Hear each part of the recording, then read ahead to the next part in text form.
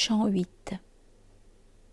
Reprenant mon récit, je dis que dès avant d'arriver sous le mur de cette haute tour, tout à coup mon regard qui montait vers son faîte y vit 2 luminions qu'on venait d'y placer, et un autre plus loin qui semblait lui répondre, si loin que je pouvais l'apercevoir à peine. Alors je me tournai vers la mère de sagesse, et je dis « Qu'est-ce ci ? Qu'est-ce qu'elle répond, la flamme de là-bas ? Qui l'a donc allumée ?»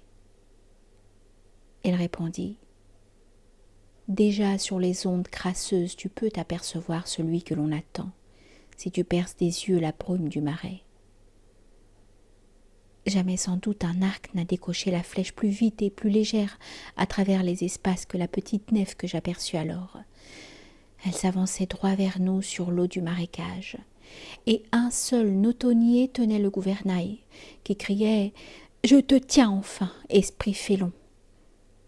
« Phlégias, Phlégias, c'est en vain que tu cries en cette occasion, » répondit mon Seigneur, « car tu ne nous tiendras que le temps de passer. »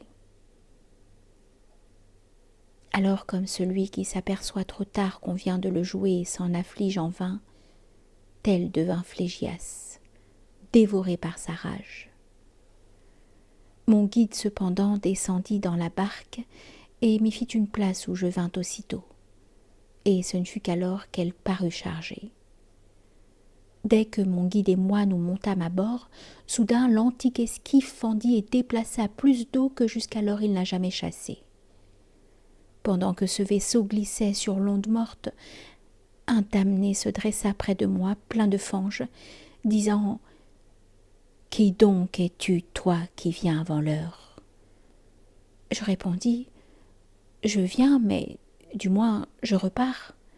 Mais toi, qui donc es-tu pour être si crasseux ?»« Tu vois, dit-il, je suis un des esprits qui pleurent. »« Reste donc, répondis-je alors, avec tes pleurs et tes gémissements, âme à jamais maudite, car je te connais bien malgré ta saleté. » Il voulut tendre alors ses 2 mains vers la nef, mais le maître avisé le repoussait au loin en lui disant « Va-t'en avec les autres chiens. » Ensuite il m'entoura le cou de ses 2 bras et dit en me baisant au visage « Amaltière, qu'à jamais soit béni le sein qui t'a porté. » Celui-là fut jadis bouffi par tant d'orgueil que nulle œuvre ne pare aujourd'hui sa mémoire, et la justice veut qu'ici son ombre enrage. Combien sont-ils là-haut, vivants comme des princes? Nuls deviendront un jour des porcs dans le bourbier, laissant pour souvenir un horrible mépris. Et moi, je serais bien aise, ô maître, de le voir obligé de plonger dans cette saleté avant d'avoir les 2 fini la traversée. Et il me répondit « Avant d'avoir atteint l'autre rive, ton vœu sera réalité, car ton juste désir s'accomplira bientôt. »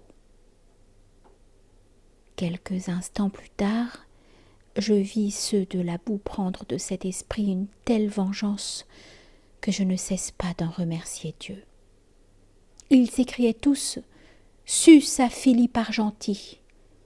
Et l'esprit iracond du Florentin tournait de colère ses dents contre sa propre chair. Nous le laissâmes là. Je n'en parlerai plus, car de plus tristes sons frappèrent mon oreille et me firent darder mon regard en avant. Mon bon maître me dit « Mon enfant, désormais tu verras de plus près, dite, la grande ville, et de ses citoyens l'immense et triste foule. » Et moi, maître, il me semble apercevoir déjà au fond de ce vallon clairement ces mosquées si rouges qu'on dirait qu'elles sortent du feu.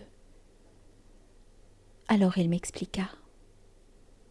C'est l'éternel brasier qui, brûlant au-dedans, les fait paraître tels que tu les aperçois au bout de ces bas-fonds.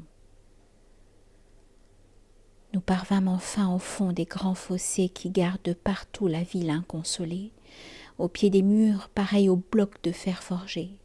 Et non sans avoir fait un assez long détour, nous vînmes à l'endroit où l'horrible rocher nous cria « Descendez, c'est par ici qu'on entre !»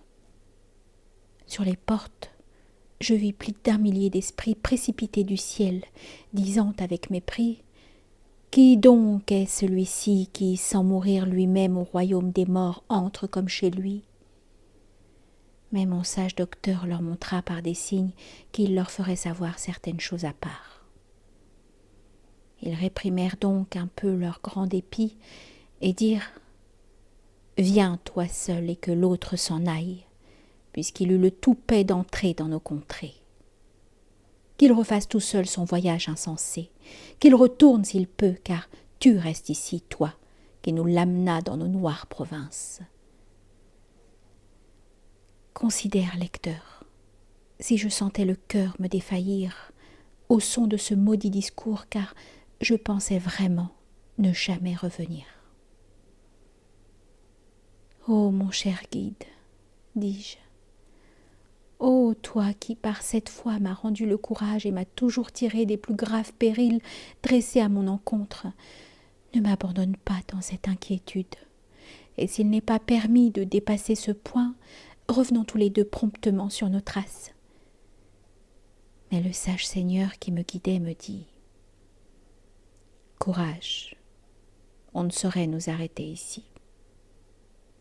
Le pouvoir est plus grand de celui qui nous mène. Attends-moi donc ici. Ranime en attendant et nourris ton esprit de la douce espérance. Je ne te laisse pas au monde souterrain. » C'est ainsi que s'enfuit le Père bien-aimé, en m'abandonnant là tout seul avec mes craintes, dont les non et les oui se heurtaient dans ma tête. Je n'ai rien entendu de ce qu'il leur disait, mais il n'eut que le temps de placer quelques mots qu'ils se sauvèrent tous derrière leurs murailles. Ces ennemis de l'homme, ayant fermé la porte au nez de mon Seigneur, qui demeurait dehors, il s'en revint ensuite assez penaud vers moi. Il me semblait soudain triste et découragé. Il murmurait tout bas avec les yeux baissés « M'interdire l'accès de l'horrible cité. » Mais il dit, se tournant vers moi, « Si je m'altère, toi ne redoute rien. Nous en viendrons à bout, quiconque soit celui qui nous veut résister. » Oui, cette outrecuidance ici n'est pas nouvelle.